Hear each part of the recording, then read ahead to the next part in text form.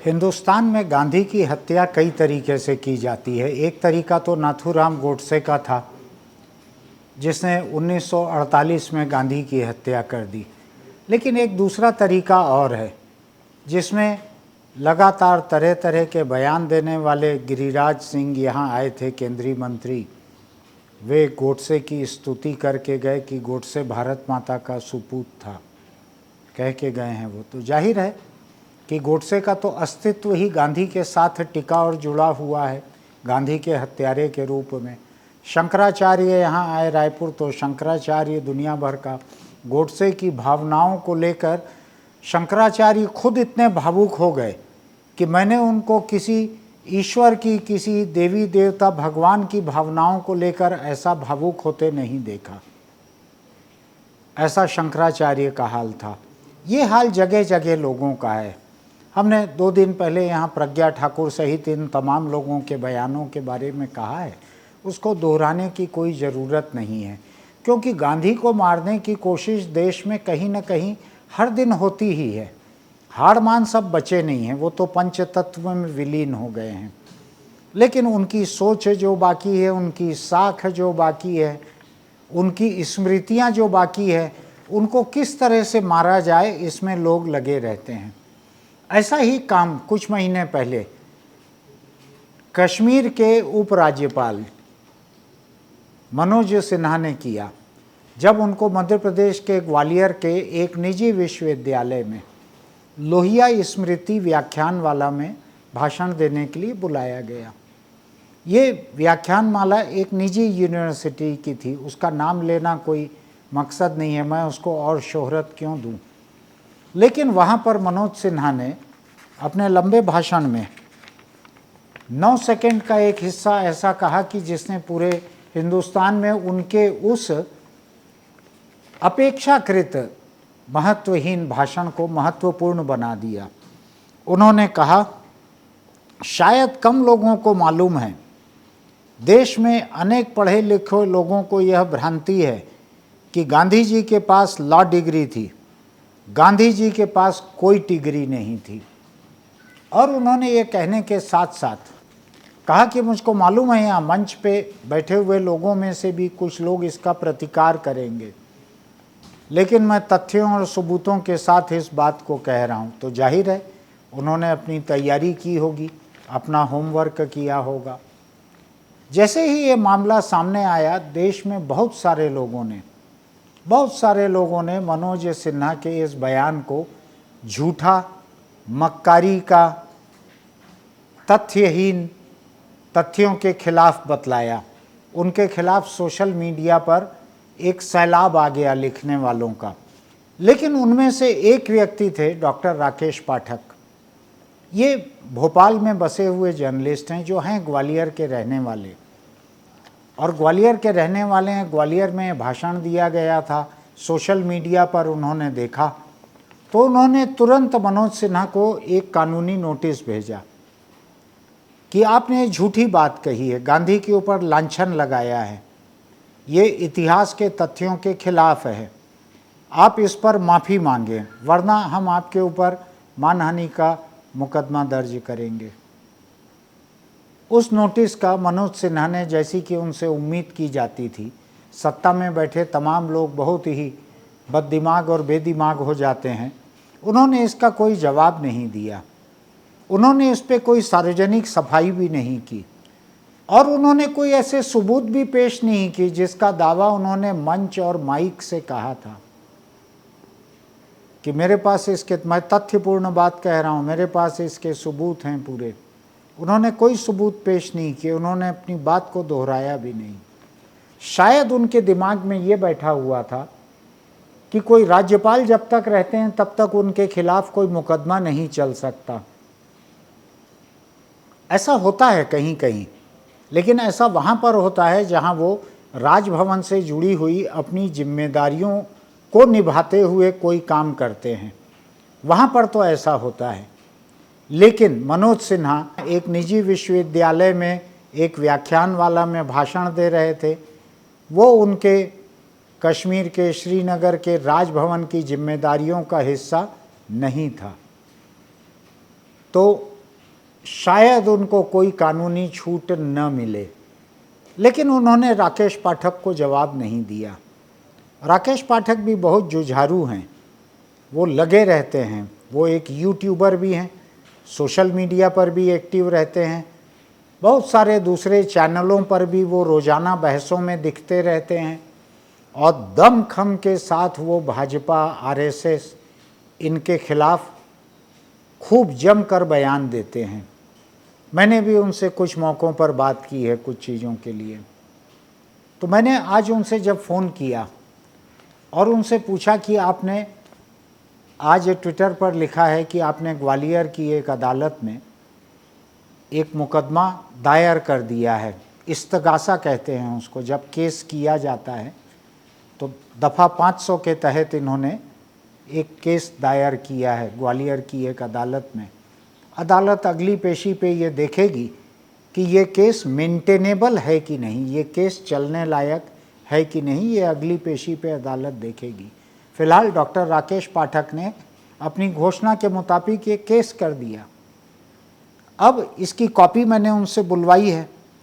इसमें उन्होंने खुलासे से लिखा है, 4 पन्ने का ये इस्तगासा है अदालत में जो पेश किया गया है। इस पे उन्होंने बहुत खुलासे से लिखा है कि आपने ऐसा ऐसा यहाँ पे कहा, और क्या कहा इसको बार बार बोलने के बजाय मैं यहाँ पे आपको सुनवाता हूँ, उस वीडियो को दिखाता हूँ कि मनोज सिन्हा ने आखिर गांधी के बारे में कहा क्या था। मैं आपसे कहना चाहता हूँ, शायद कम लोगों को मालूम है, देश में अनेक लोगों को, पढ़े लिखे लोगों को भ्रांति है कि गांधी जी के पास लॉ डिग्री थी। गांधी जी के पास कोई डिग्री नहीं थी। अभी मैं बताऊंगा, कुछ लोग मंच पर भी प्रतिकार करेंगे, लेकिन मैं तथ्यों के साथ आगे बात करूंगा। ये आपने अभी सुना कि कश्मीर के उपराज्यपाल मनोज सिन्हा ने गांधी के बारे में ग्वालियर में आकर क्या कहा। उन्होंने बड़ा साफ साफ कहा है कि शायद कम लोगों को मालूम है, देश में अनेक पढ़े लिखे लोगों को भ्रांति है कि गांधी जी के पास लॉ डिग्री थी। गांधी जी के पास कोई डिग्री नहीं थी। अब जो डॉक्टर राकेश पाठक ने केस किया है आज, इस केस में उन्होंने लिखा है कि राष्ट्रपिता के खिलाफ अपमानजनक कोई बात नहीं कही जा सकती। ऐसा सुप्रीम कोर्ट भी अपने कुछ फैसलों में पहले कह चुका है, लिख चुका है। और वैसे भी ये सामान्य समझबूझ की बात है। अगर आप गोडसे के भक्त नहीं हैं, अगर आप गोडसे की स्तुति करना नहीं चाहते हैं, अगर आपका मकसद गोडसे की प्रतिमा स्थापित करना नहीं है, तो गांधी को अशिक्षित बताना, गांधी को एक झूठी डिग्री के आधार पर वकालत की प्रैक्टिस करते बताना, ये अच्छी नीयत का काम तो दिखता नहीं है मुझको। मनोज सिन्हा की नीयत चाहे जो रही हो, ये बयान उनका बदमजा बयान है, ये अच्छे नीयत से दिया गया बयान नहीं दिखता है, तथ्यपूर्ण तो है ही नहीं। गांधी के पड़पोते, उनके ग्रेट ग्रैंडसन तुषार गांधी ने इसको लेकर ट्विटर पर तुरंत ही आपत्ति जाहिर की। उन्होंने तथ्यों को सामने रखा। उन्होंने बतलाया कि गांधी जब गए वहाँ पर तो गुजरात की मैट्रिकुलेशन के अलावा उन्होंने ब्रिटिश मैट्रिकुलेशन भी किया लंदन में। उसके बाद उन्होंने वहाँ के इनर टेम्पल कॉलेज से कानून की पढ़ाई की, 3 साल की डिग्री ली कानून की। इसके अलावा उनको लगा कि ये कानून जो है ब्रिटिश कानून, ये ग्रीक भाषा से बना हुआ है, तो उन्होंने ग्रीक भाषा की भी एक डिप्लोमा लिया और ऐसा ही उन्होंने फ्रेंच भाषा में भी डिप्लोमा हासिल किया। तो न केवल उन्होंने कानून की डिग्री हासिल की वहाँ से, बल्कि उन्होंने कुछ और डिप्लोमा भी हासिल किए लंदन से। इसके बाद उन्होंने हिंदुस्तान में प्रैक्टिस की, वकालत की, जिसमें हर कोई जानते हैं कि वकील को अदालत में अपने कागजात पेश करने पड़ते हैं, अपनी डिग्री पेश करनी पड़ती है। कोर्ट में वकीलों का कामकाज थोड़ा पुख्ता रहता है सरकार के मुकाबले। सरकार में अगर आप जाते हैं, मंत्री, मुख्यमंत्री, प्रधानमंत्री कुछ भी बनते हैं, आपको कोई डिग्री पेश नहीं करनी पड़ती, वहाँ ऐसे ही काम चल जाता है। लेकिन वकील जब अदालत में प्रैक्टिस करते हैं तो उनको अपनी डिग्री पेश करना पड़ता है। तो गांधी ने भी पेश की थी, न केवल यहाँ पेश की थी बल्कि दक्षिण अफ्रीका में भी पेश की थी उन्होंने। तो महात्मा गांधी की डिग्री को लेके एक निहायत ही ओछी बात, झूठी बात, अपमानजनक बात और मेरी निजी सोच कहती है कि बदनीयत की बात ये ग्वालियर में की गई थी। अब आपको याद होगा कि जिस वक्त राहुल गांधी ने, ये बहुत सारे मोदी ऐसे क्यों होते हैं या मोदी नाम के लोग ऐसे क्यों होते हैं, ऐसा एक बयान 2019 में कर्नाटक की एक चुनावी सभा में दिया था। तो उसके खिलाफ गुजरात के सूरत में एक भाजपा एमएलए ने मुकदमा किया था जिसमें राहुल गांधी को सजा भी हो गई। बाद में कानून के जानकारों ने ये पाया, उनका मानना है, अभी ऊपर की अदालत में साबित कुछ नहीं हुआ है, अभी ऊपर की अदालत छुट्टी पर चल रही है, तो लोगों का, कानून के जानकारों का यह मानना है कि सूरत के मजिस्ट्रेट के कोर्ट का क्षेत्राधिकार ही नहीं होता था वो, क्योंकि उनके इलाके में वो बात कही नहीं गई थी।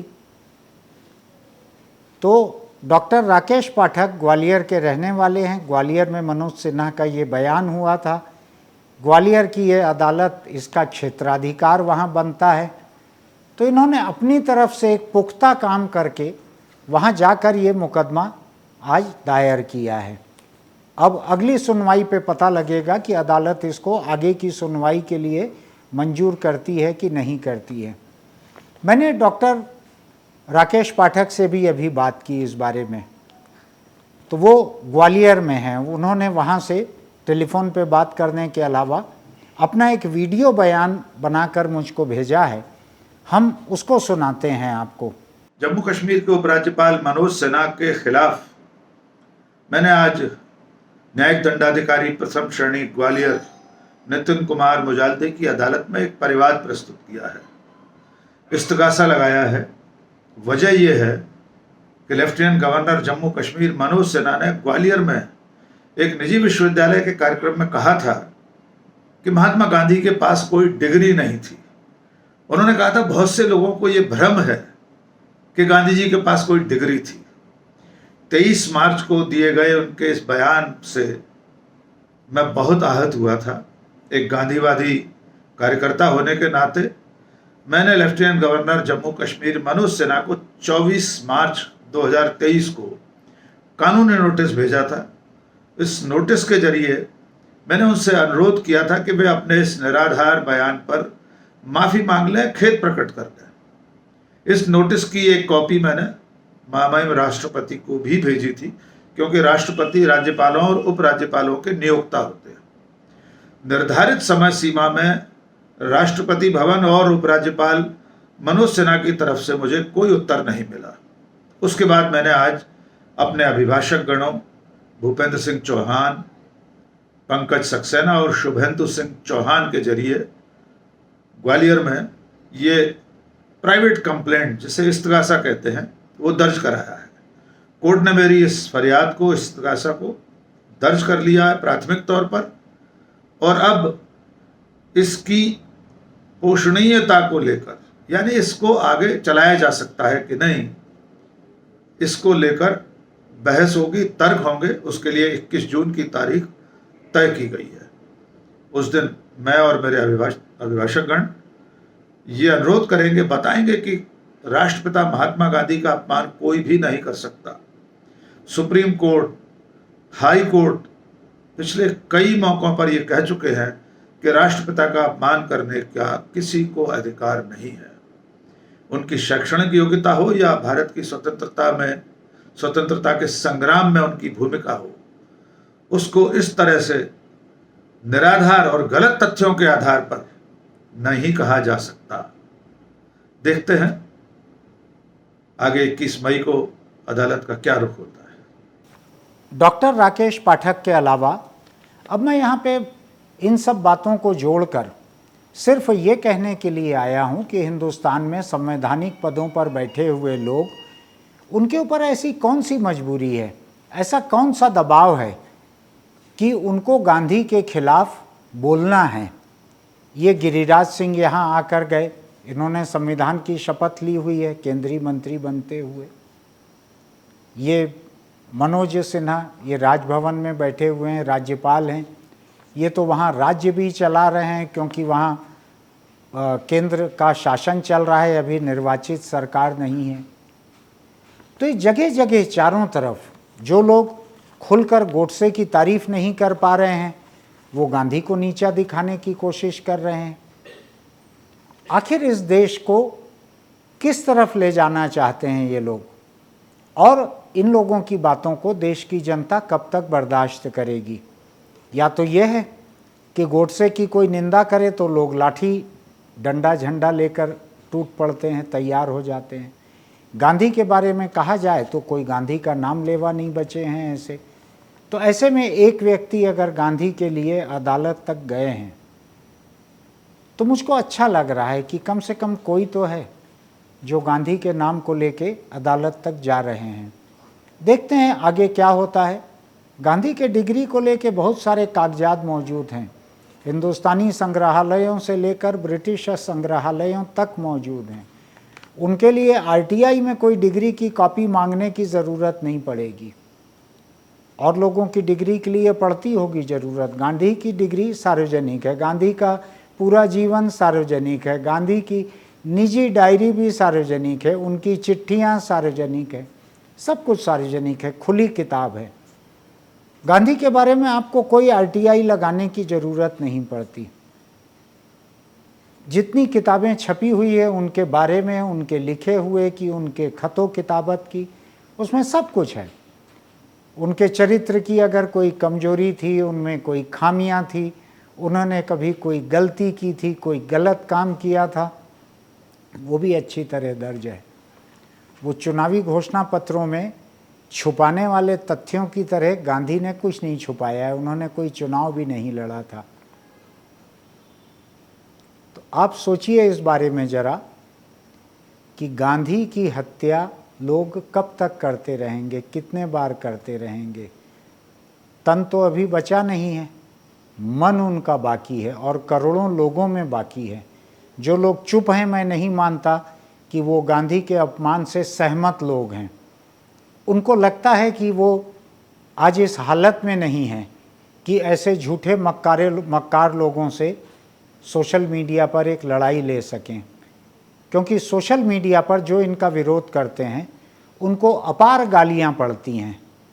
उनकी माँ, बहन, पत्नी, बेटी, सबको याद कर कर के गालियां दी जाती है। इसलिए आम लोग गांधी की स्मृति को बचाने के लिए भी सामने नहीं आते। लेकिन खैर, डॉक्टर राकेश पाठक सामने आए हैं, हम देखते हैं इसमें क्या होता है, अदालत में मामला कहाँ तक पहुँचता है। मैंने उनसे जब पूछा तो उन्होंने कहा कि मैं सुप्रीम कोर्ट तक लड़ाई लड़ने के लिए कमर कस कर बैठा हुआ हूँ। देखते हैं आगे क्या होता है। आपको हमारे वीडियो अच्छे लगते हो तो इसको सब्सक्राइब कीजिए, नोटिफिकेशन की बटन दबाइए, उसकी कोई फ़ीस नहीं है। फिर मिलते हैं।